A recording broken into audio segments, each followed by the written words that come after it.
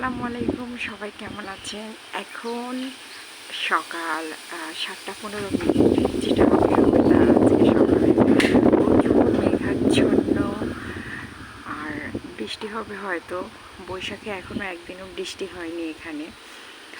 গতকালকে সন্ধ্যায়ও এরকম মেঘাচ্ছন্ন হয়ে গেছিলো, কিন্তু বৃষ্টি হয় নাই।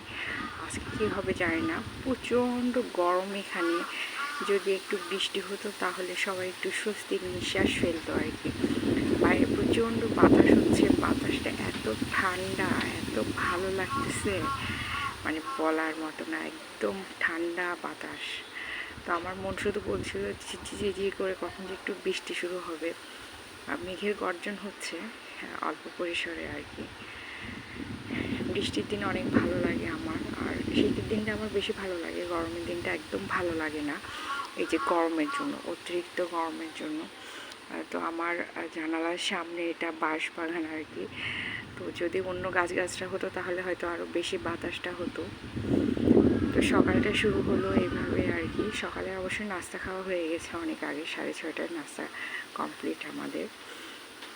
যে যার মতো কর্মস্থলে চলে গেছে আর কি।